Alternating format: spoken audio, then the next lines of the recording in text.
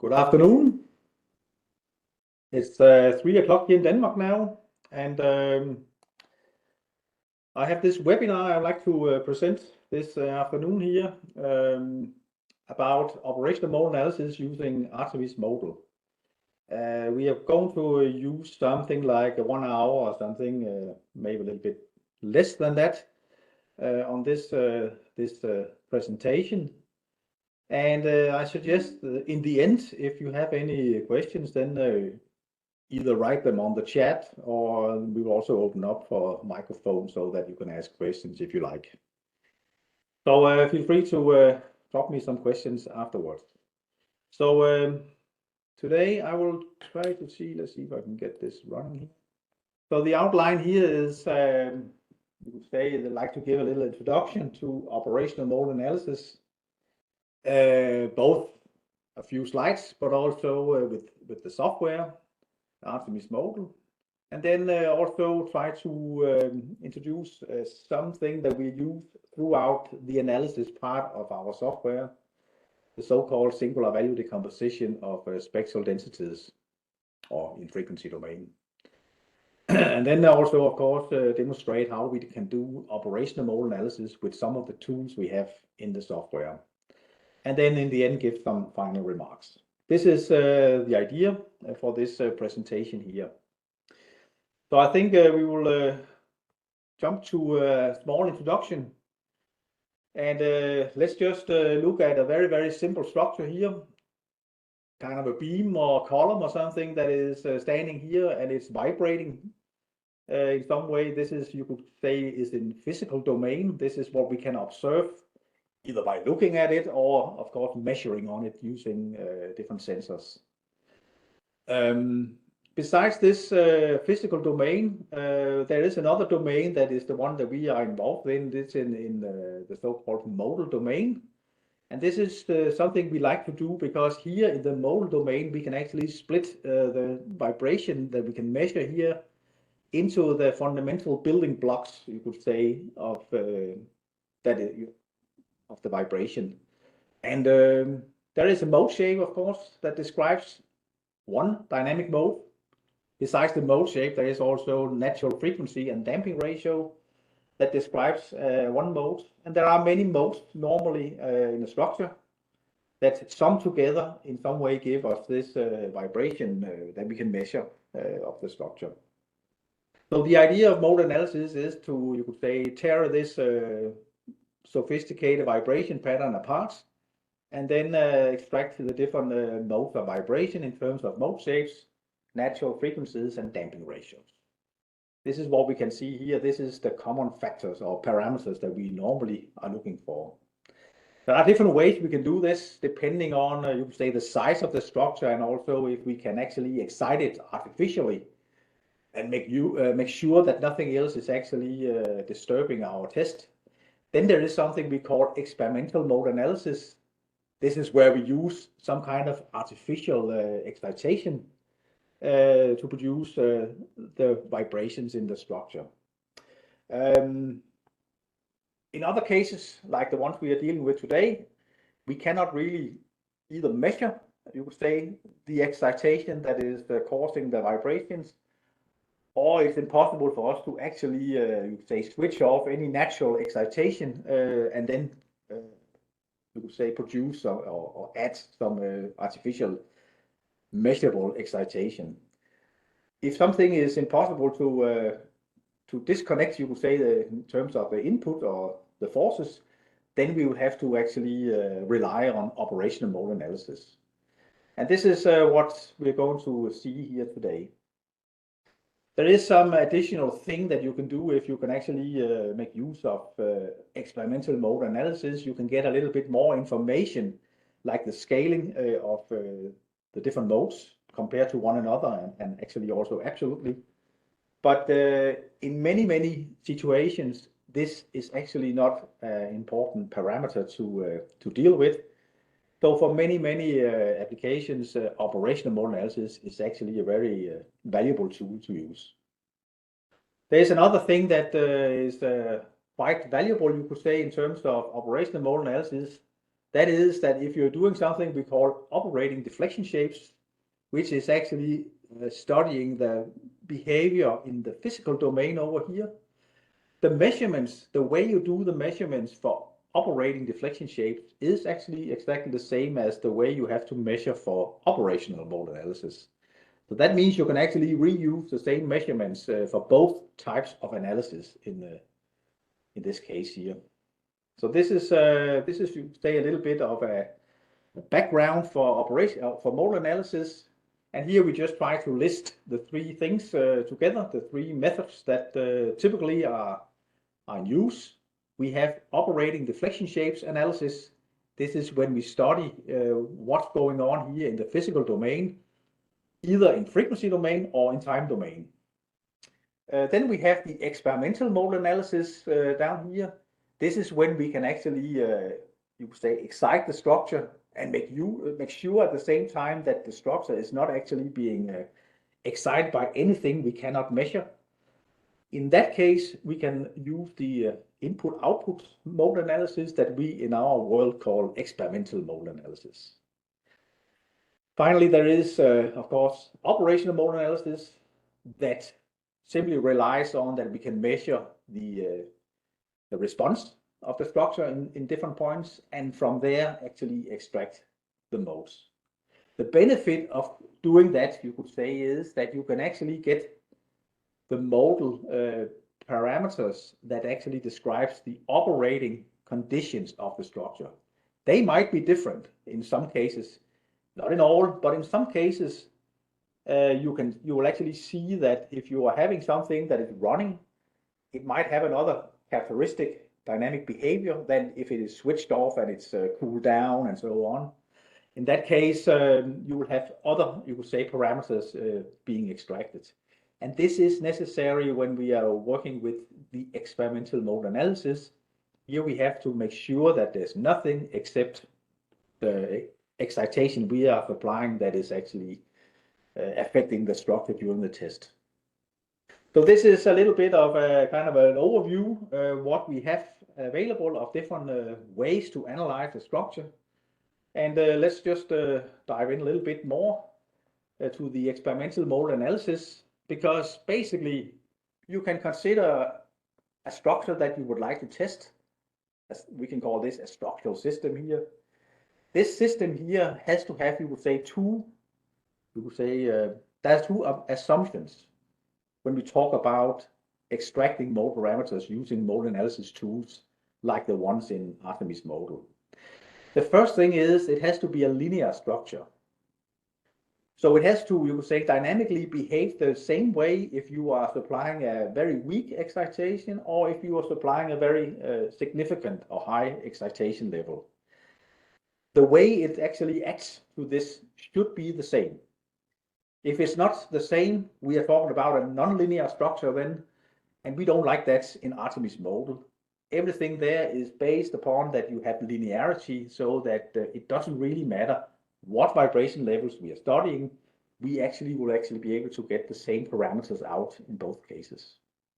This is of course an assumption, and in sometimes it's more, you would say, fulfilled than others. But it's an assumption, and parameters that are extracted from ARTeMIS are based upon this. There is another thing also that is, you could say, important for all modal analysis. That's also the time invariance of the system. We cannot have that over the measurement we're doing, the time we're doing the measurement, that this structure here is actually changing its dynamic behavior. It has to be the same from beginning to end. Because again, it's a kind of an average we get of the values we get out. So if they should have any meaning, it should not matter if we are getting them from the first part of your measurements or the last part or everything in the measurements. So time invariance of the system is very important also, and is also an assumption for modal analysis. In the case of experimental modal analysis, we have to be able to measure all excitation as well as the response we can measure in different points. This is a very important fact that is required here. If we don't do this, we are going to have troubles when we are extracting the modes of the system. So this is one very important, you say, assumption if you're going to use input-output modal analysis. We are not going to do that here. So we will try to avoid this important assumption. In the case of operational modal analysis, you could say we have the same structural system that we are looking for here. It is still linear, is still time invariant. So everything here is exactly the same. But in the case of, you say, the excitation forces, there is a difference here now. We have, you could say, some excitation forces that we really don't know what it's coming from. At least we are not measuring them, and we have to consider that they are unknown to us. And that means that we are left with only having measured response available of this system here from the locations where we are putting our accelerometers, for example. So we have to do something because this is unknown to us. So what we do is we actually make an assumption. We make an assumption that we are having a kind of a mathematical input, a so-called Gaussian white noise that is driving the whole system here. Gaussian white noise is, you could say, an excitation, mathematical excitation, where you have exactly the same energy at all frequencies. So all frequencies are, you would say, excited equally well in this case here. This is our assumption. Normally, you don't really have that in reality. In reality, there is a kind of a distribution of the energy that is a little bit different from where you are in the frequency range. Sometimes you will have more energy than others. But normally, if you take wind or traffic or other things, you will see that you have some broad-banded excitation. That means that you have energy spread out all over a large frequency range that is able to excite the structure. So what we, you could say in practice, need to have or work with is something that is a little bit more, it's not completely constant energy at all frequencies, though it's a little bit different. But as long as it is spread out all over the different frequencies we would like to get modes from, then it's okay. We call this broad-banded excitation. This is an important thing that we have to be able to assume always, that excitation is broad-banded. It is exciting at many frequencies at the same time throughout the whole frequency range where we want to actually measure. So this is the mathematical assumption, and we can just try to list it here also in another way, because we can say that we need to be able to describe the system or the measurements completely by, you would say, first and second order properties of this data here. That means we assume that it's a white noise. Sorry, it's a Gaussian distributed response we are getting out. This means that we can actually describe it completely with its correlation functions in time domain or with auto and cross spectral densities in frequency domain. In reality, what we need is actually that we have broad-banded excitation, and we also have excitation that can excite all the modes that we are looking for.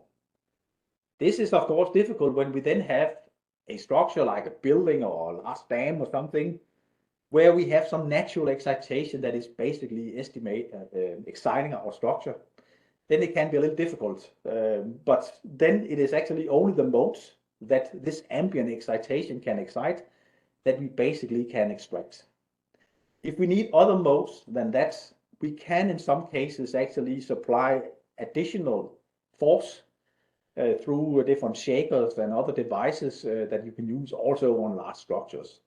But normally you will see that it's ambient excitation we are working with. That means it's the mother nature that is exciting the structure in some way. And this is what we have, and this is from where we can then extract the most of the structure. So this is a little bit different from when it's input-output modal analysis, where we better can control what excitation we are feeding into the system. Here we are in many cases actually in some way relying on whatever is there when we do the measurements. So there is, you could say, two ways that we can do a measurement on a structure when it comes to operational model analysis. Either we can place all our sensors in the different locations where we would like to know the mode shape. This is what we call the degrees of freedoms. We can place all the sensors simultaneously on all these points here. And then we can actually get, you could say, from one measurement, we can then get the complete description of the mode shapes and frequency and damping, of course, also. In many cases, it is not possible, you could say, or the desire to have more points, degrees of freedom, than you have acceleration sensors and measurement channels. In many cases, you have a wish for more degrees of freedom that you can measure than what you actually have hardware for.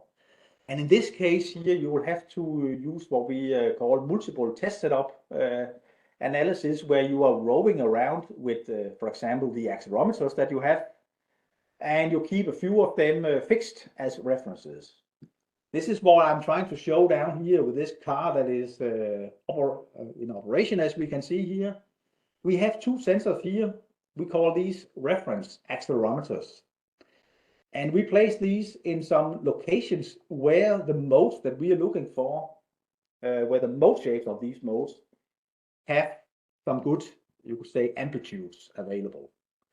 Since you cannot always rely on that all the different mode shapes have nice amplitudes in a single point, we normally recommend that you use more than one of these reference sensors, both to cover different, you could say, locations on the structure, but also different directions, because normally you have a 3D problem, so your modes are moving in 3 different directions. So it can be necessary to have X, Y, and Z, you could say, directions covered with your reference accelerometers like this.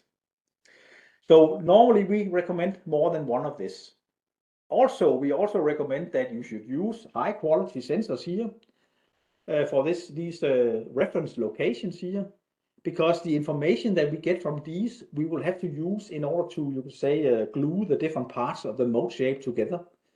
So it's very important that the information we have available for that gluing of the different parts is actually good and not just some noisy rubbish that we have there instead. So what we do is we place these reference sensors in these locations here. We let them stay there. And then what we will do is we will take the rest of our sensors. This is now represented by these 3 sensors we have here. We will place them in some of the degrees of freedom that we would like to know the mode shape in.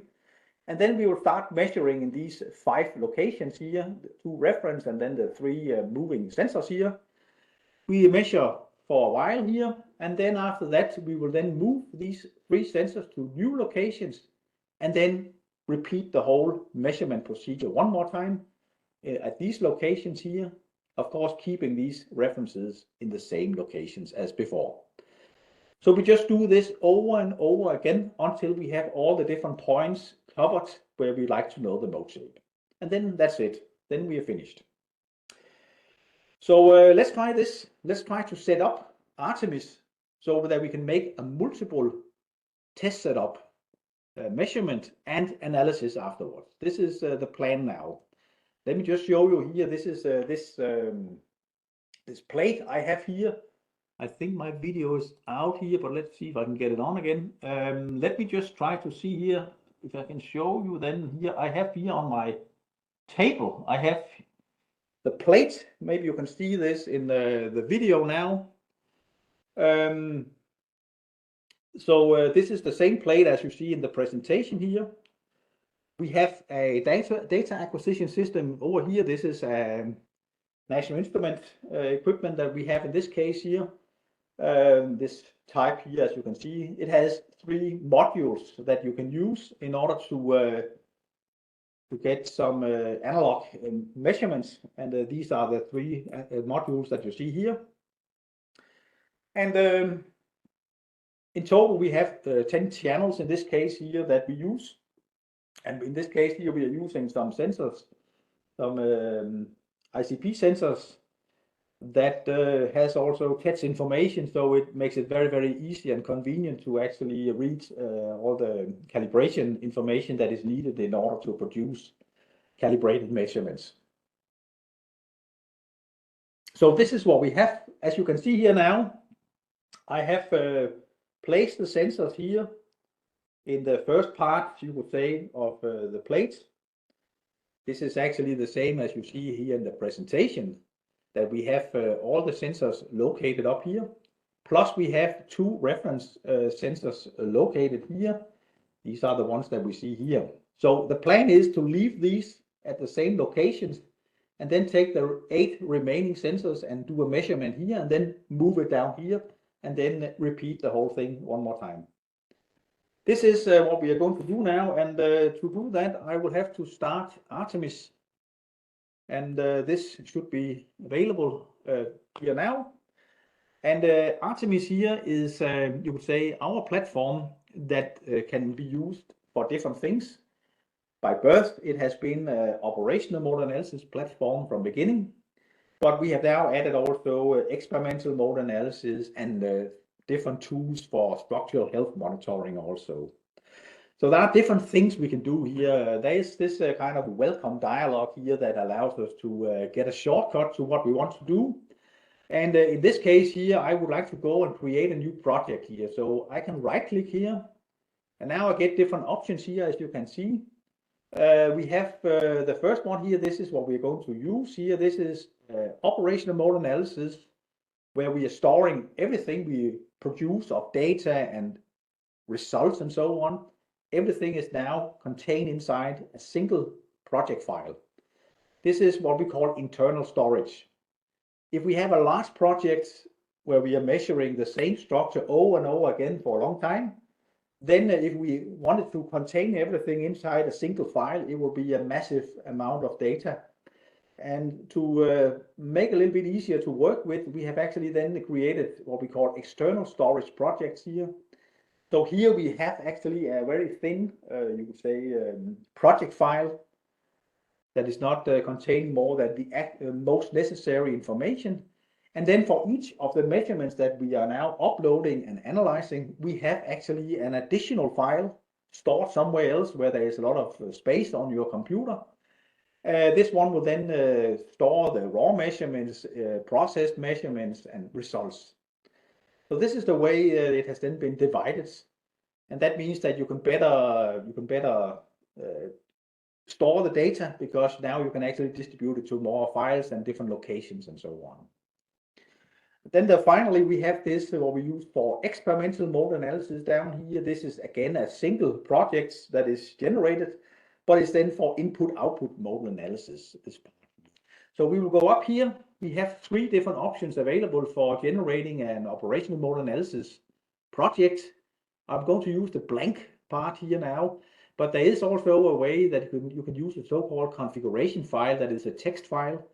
Then you can actually create all the settings that are needed in order to start up a project. You can also get both the geometry and the raw data in through universal file format. That is, you could say, a kind of an industry standard for how to transfer data from one system to another one. And this is typically when you have some external data acquisition systems that you're using, then you can export it out in universal file format and then very easily get it into ARTeMIS.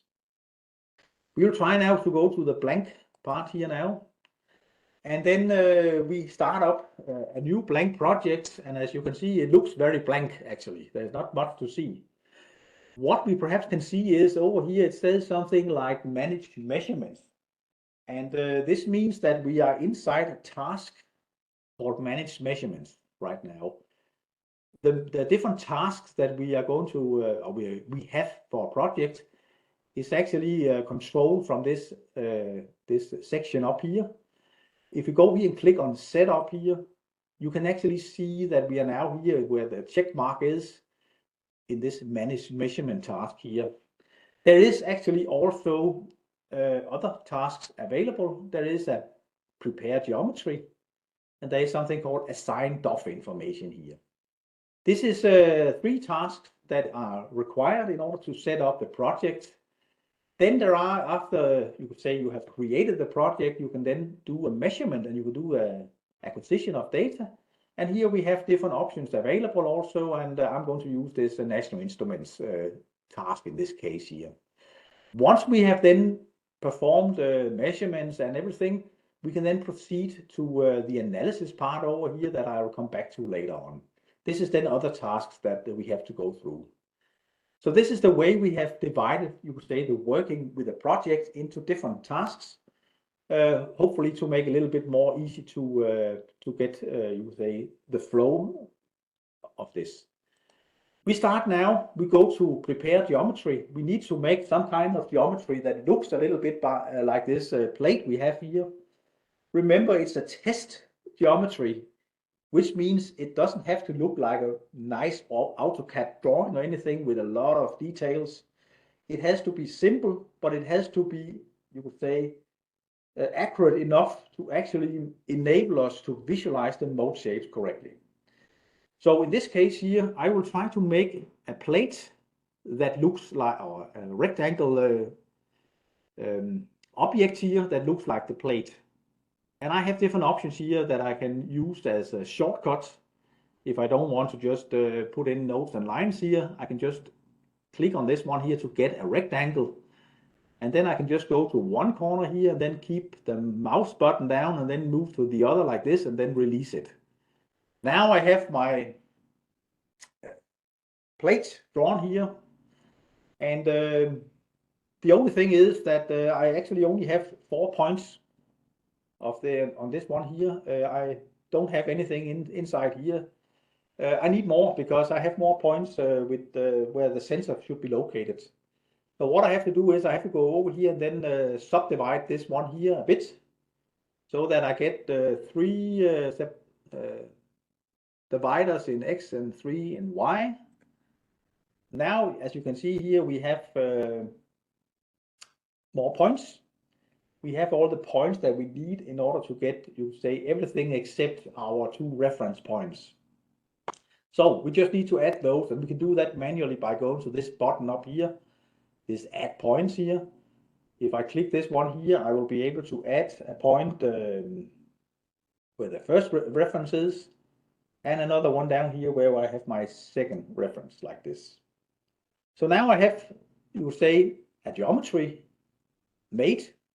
It's very simple, but it should be able to fulfill the requirements to enable us to see the different mode shapes and how they behave.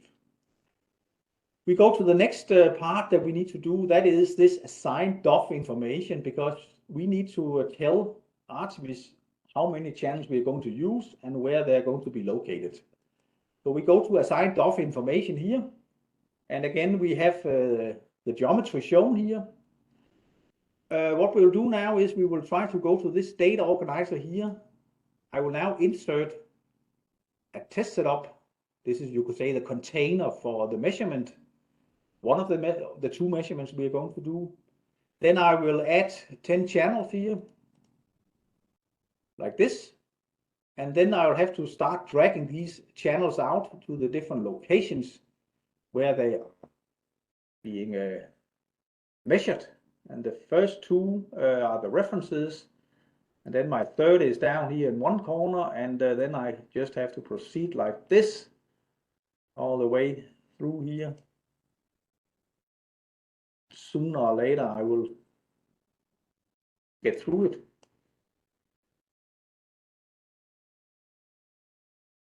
Like this. So now we have one setup defined here with the 10 channels that we have available. Now I have to do exactly the same one more time because I have another setup also. So there are different ways I can do it, but I choose to do it the manual way here. So now I have to again move the first channel, that is the reference, to the reference location, and do exactly the same for the second one over here. And then fill in the remaining channels here in the locations where they will be measured. So here we have to do the 8 channels again here.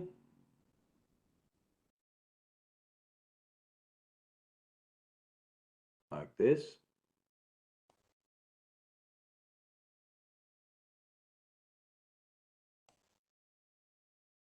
Then finally number 10, like this. You can see the minute that I release the last one, this data organizer here updates the colors. It automatically finds out that the first 2 channels here, they are the references. They are turning blue here to indicate this. They are also turning blue over here to indicate the same, the arrows. And the rest are green to indicate that they are connected somewhere on this structure here.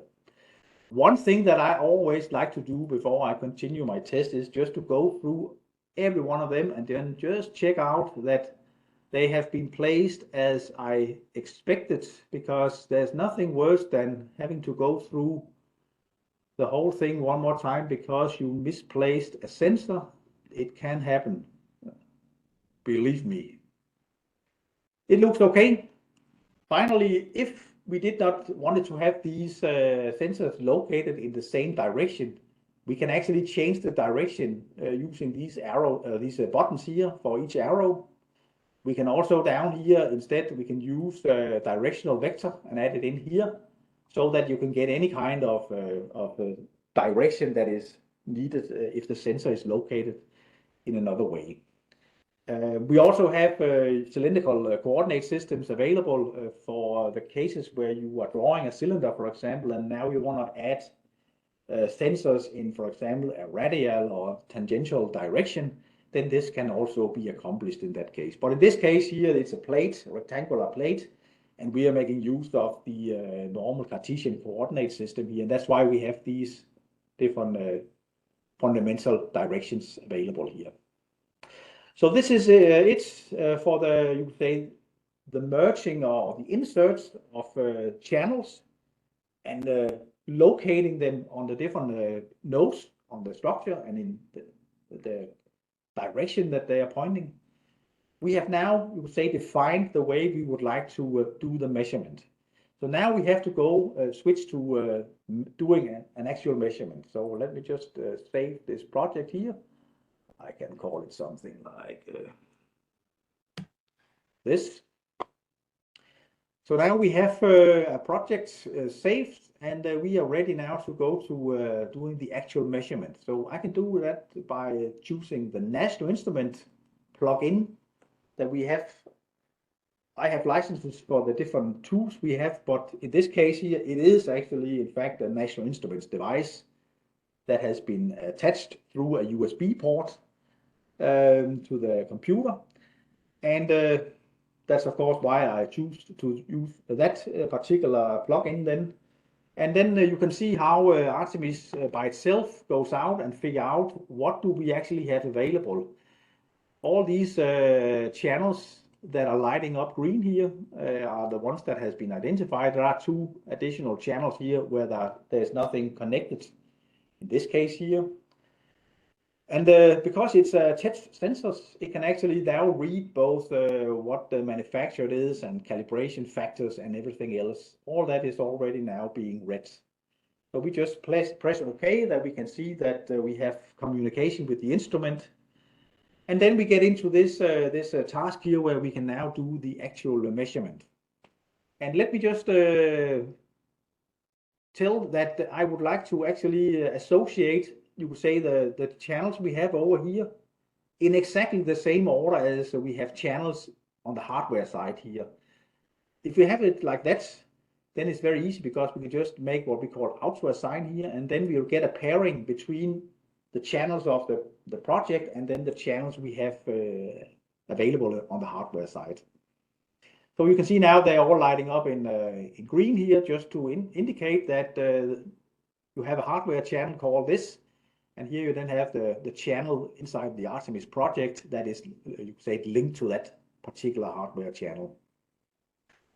Now we can try to add a few diagrams here that allows us to see some different things here. Let's just try to We can select all of these here. This is to demonstrate the SVD diagram. Now we also have to configure what we will actually do. We would like to sample with, let's say, 5,120 Hertz. That will give us some modes up to around 2,500 Hertz available. We can also tell here that we would like to do a recording for a fixed number of time, an interval, and then we have to tell how long this interval should be, and we can do a 60-second interval here. We will also use a trigger here, so that we start tapping on the structure here, and then by itself it will actually start recording. So this is a very convenient way of doing it. So we just press OK here now, and then we can say OK to this also. Now we use trigger the recording. That means we need to actually tell ARTeMIS which channel or channels to trigger from. And here we simply select the first channel here and use a simple absolute trigger. So when the amount of acceleration gets beyond a certain level, then the recording will actually start by itself in this case here. So now we're actually ready to start the instrument. We do that here. So now we can say we are running in idle now. So nothing really is happening here, but we can actually see data coming in here. Not much, because it's only my talking more or less and touching my table here that is actually doing some excitation to the structure here.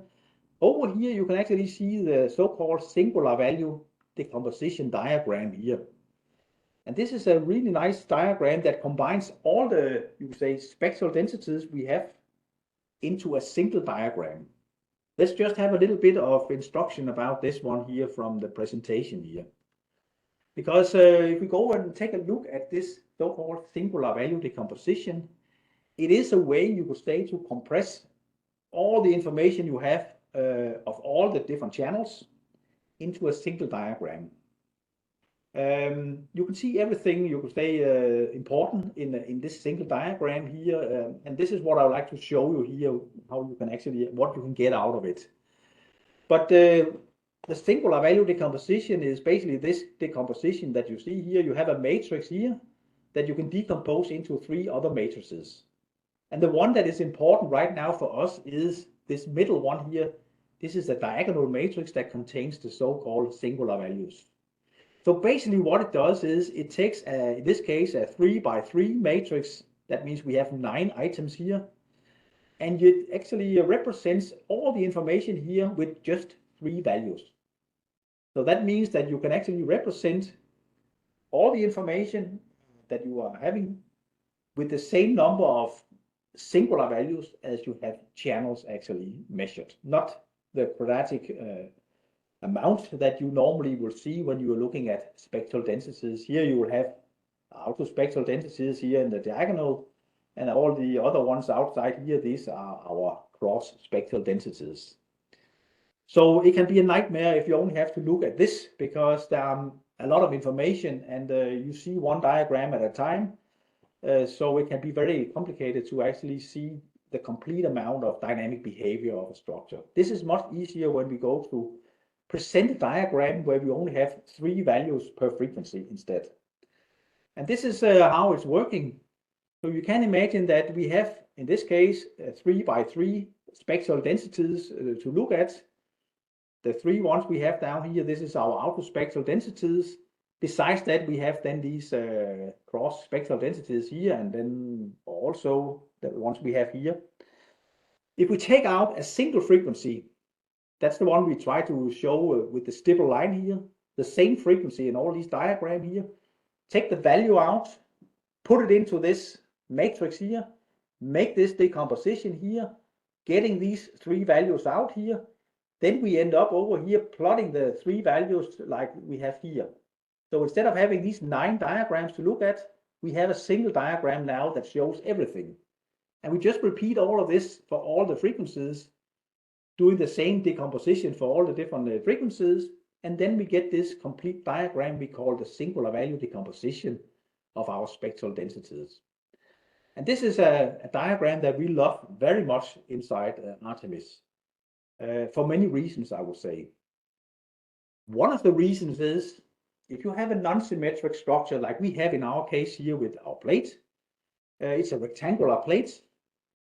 Now you can actually, from the first singular value here, the blue one you have here, you can actually see all the modes.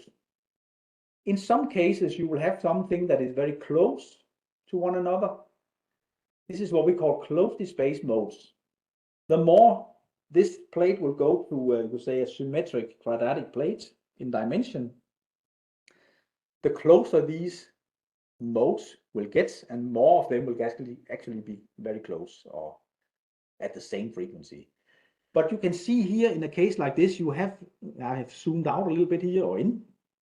So I have actually two peaks in the first blue line here, the first singular value.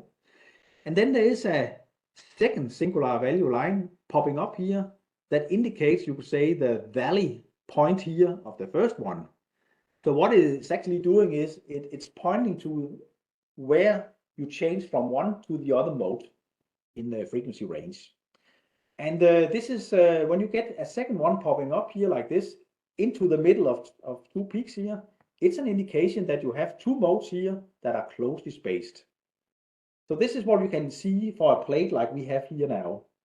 Another thing you can see is if you have a symmetric structure that has like this little tower model here, so we have the same dimension this way here as you have this other direction here, then you can actually see now that you have two of these singular values popping up to exactly the same peak.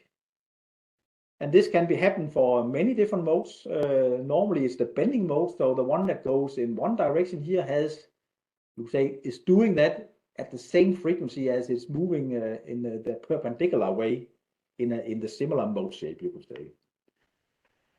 So by counting the number of singular values that pops up to the same peak here, you can count how many repeated modes you have in this case here. And for symmetric structures, you have multiple of these popping up here. In this case here, you have, you could say, two, you could say, symmetry lines available. That will give you two of these. If you have a circular structure, basically you have infinite amount of symmetry lines. And that means that if you have enough sensors, you can actually then measure infinite amount of these peaks popping up here. But normally it's only some of them that are excited. But you'll see for, let's say, a disk break, if you test that one, that you have a lot of these popping up to the same frequency here for that reason. So this is for symmetric structure. It looks like this inside this singular value diagram here. Then you can also look at things like noise. You saw before, if I go back to the software now, you can see it looks awful. This spectrum here, it's not real nice. And it's of course because we are not really exciting it. So we have a really weak excitation here, or you could say we have a high noise floor compared to where the dynamics is of the measurements. And this shows up with a lot of flat singular value lines down here. Normally you only have a few that is popping up here showing the modes. The rest, they will be completely flat down here to indicate that you have a noise floor that is around this level here. So when you have this kind of flat behavior here, it is a sign of that you have too little excitation available for the way you have set up your instrumentation here and your acquisition. So either you have to supply more excitation with higher levels, or you have to fine-tune the settings of your hardware. If you start having more excitation, it starts looking like this. All the different singular value lines here, they so more or less come to life. You can see them all having some values that are not constant. And this is what we like to see. This is when you have multiple, you could say, excitation, multiple channels excitation in many points, and a lot of energy is coming into the system here. So this is one of the things you can also see here. And I'm trying to indicate here that this sums down here is not good and sums up is, of course, good. Then we have some more of these diagrams here. Here you can see if you have one input, two inputs, three inputs, or multiple inputs.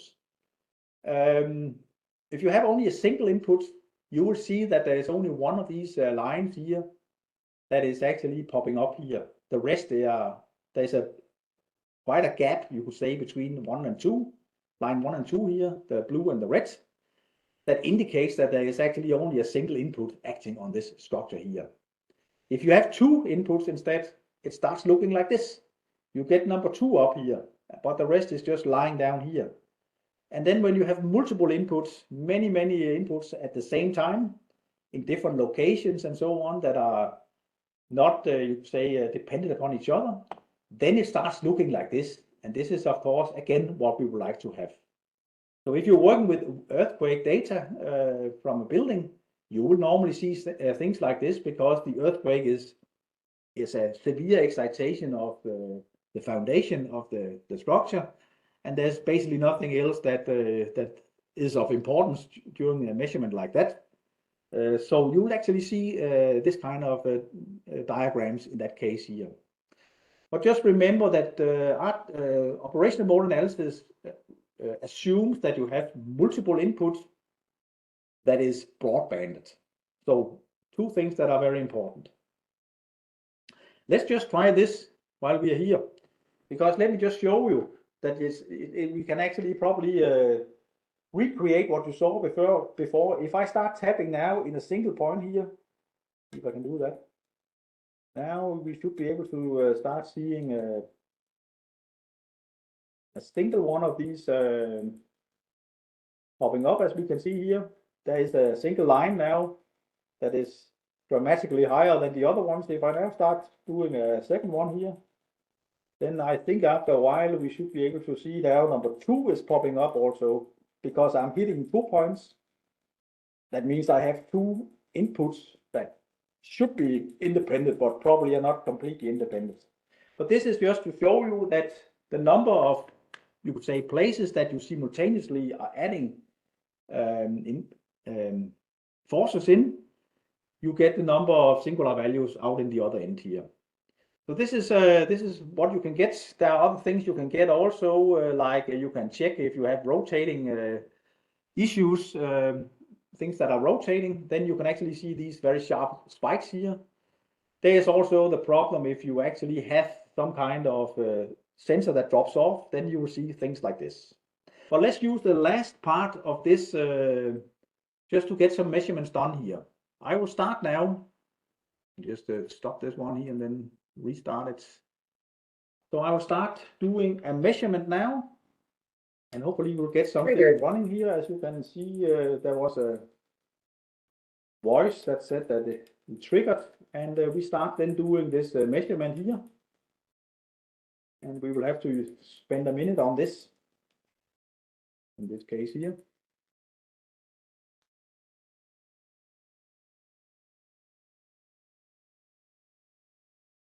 So we are halfway through now, more or less.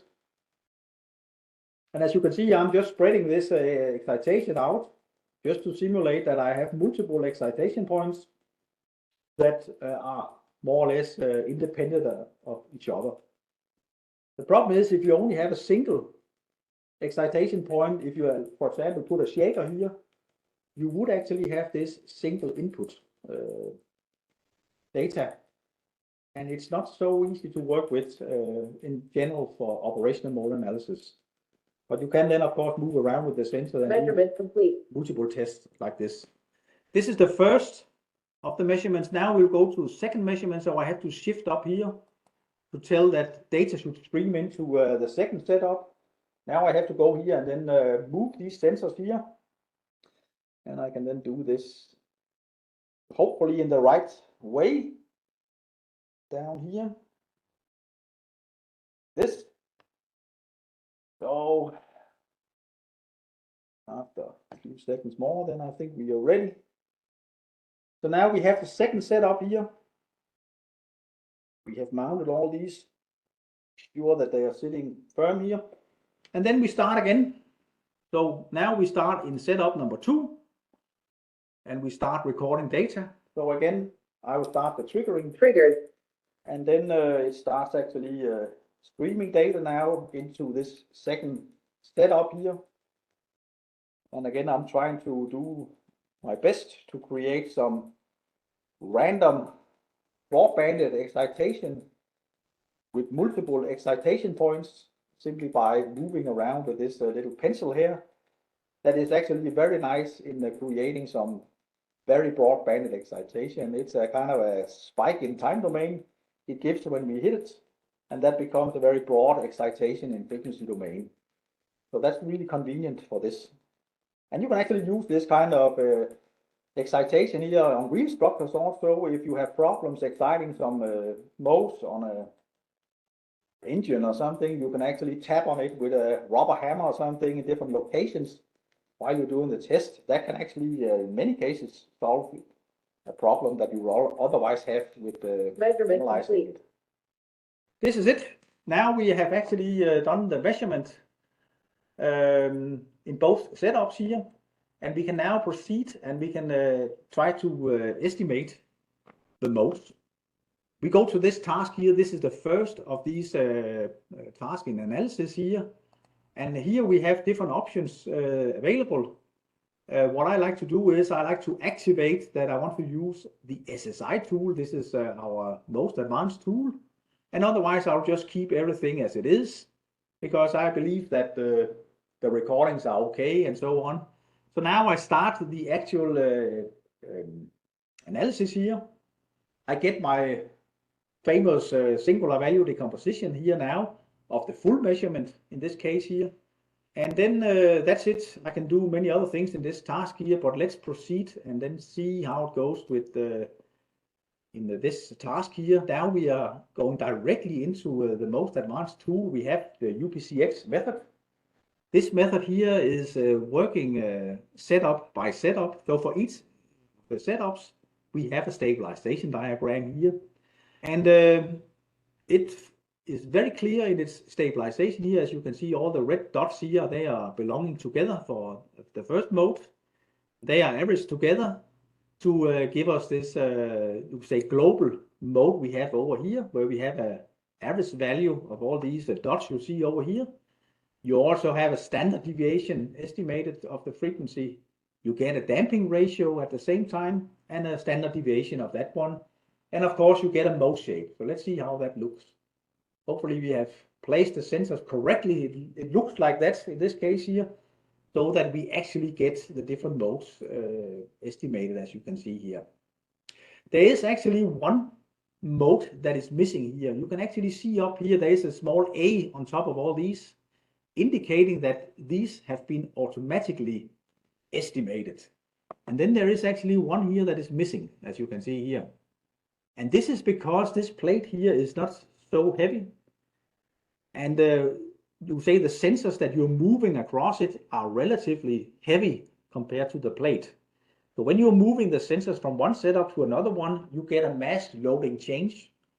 And that actually caused a little bit of change of this particular mode frequency here.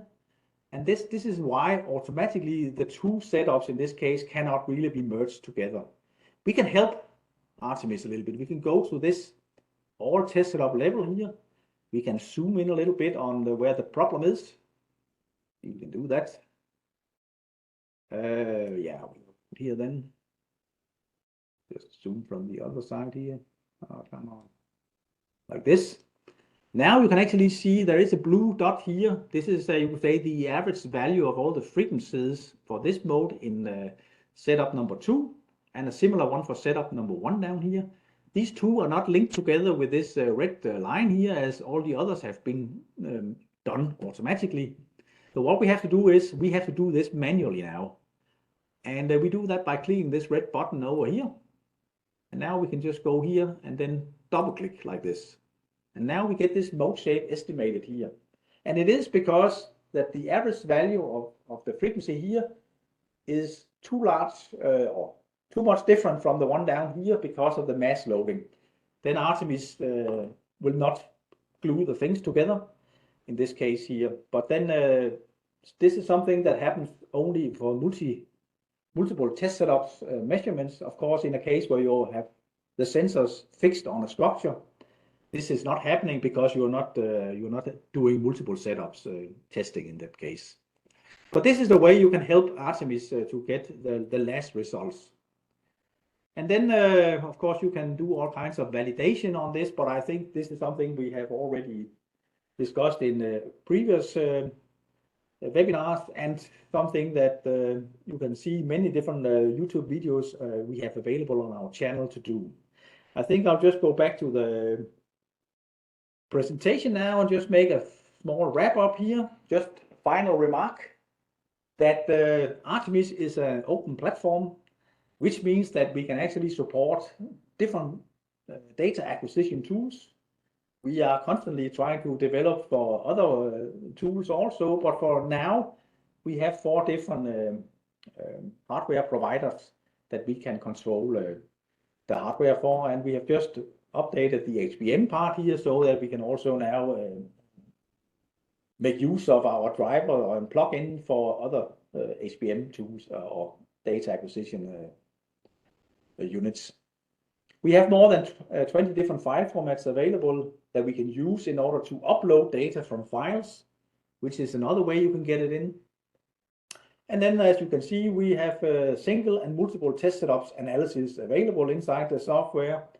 What you saw today was the multiple test setup, but the single is just the same, just a little bit easier perhaps because you don't have to switch between setups, but otherwise exactly the same. We have additional plugins that allows you to do experimental modal analysis, and of course the structural health monitoring plugins that I will talk about in another webinar. Then when it comes to operational modal analysis specific, you could say, then we have up to 8 different parallel techniques available. I showed you one of my own favorite, I would say, that is the UPCX method. That is very good and robust and can work for many different cases that are normally very different to work with. And we have time and frequency domain techniques available, and there is also a bunch of different validation features that I didn't have time to show today, unfortunately. So if you want to know some more information, as I said before, we have a YouTube channel where you can go in and you can actually check out videos, instruction videos and other webinars to get more idea about what we can do. And if you have a specific problem about something you want to analyze, this is a good source of information how we have done it in some cases. We are also giving a user training course here in Denmark every year. And the next user training course, that is a 2-day course, will be in April next year. And then finally, you can go to our website. There's a lot of literature there, and you can also try out our software by downloading a trial version of ARTeMIS Modal. So finally, I'd like to thank you for watching.